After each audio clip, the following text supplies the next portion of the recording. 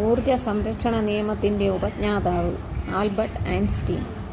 ശുക്രനിലെ വിശാലമായ പീഠഭൂമി എന്നറിയപ്പെടുന്നത് ലക്ഷ്മി പ്ലാനം. ശുക്രനെ നിരീക്ഷിക്കാൻ വിക്ഷേപിക്കപ്പെട്ട ആദ്യ പേടകം ശുക്രസംതരണം. 20-ാം നൂറ്റാണ്ടിൻ്റെ വാൽ നക്ഷത്രം എന്ന് വിളിക്കപ്പെടുന്നത് ഹേൽ ബോബ്.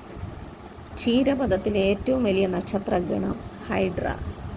ക്ഷീരപഥത്തിലെ ഏറ്റവും ചെറിയ നക്ഷത്രഗണം ക്രക്സ്. അറ്റോമിക ക്ലോക്കുകളിൽ ഉപയോഗിക്കുന്ന ലോഹം സീസിയം.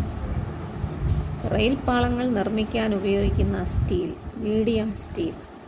ഇരുമ്പിൻ്റെ ഏറ്റവും ശുദ്ധമായ രൂപം പച്ചിരുമ്പ്. മെർക്കുറി ശുദ്ധീകരിക്കുന്ന പ്രക്രിയ ബാഷ്പീകരണം. മെർക്കുറി ചേർത്ത് വരുന്ന ലോഹസങ്കരം അമാൽഗം. ലോഹങ്ങളുടെ രാജാവ് എന്നറിയപ്പെടുന്നത് സ്വർണം. 22 കാരറ്റ് സ്വർണത്തിൽ അടങ്ങിയിരിക്കുന്ന സ്വർണത്തിൻ്റെ അളവ് 91.6%. കേരളത്തിൻ്റെ സ്വർണ്ണ നിക്ഷേപം കാണപ്പെടുന്നത് നിലമ്പൂർ. ലോകത്ത് ഏറ്റവും കൂടുതൽ സ്വർണം ഉൽപ്പാദിപ്പിക്കുന്ന രാജ്യം ചൈന.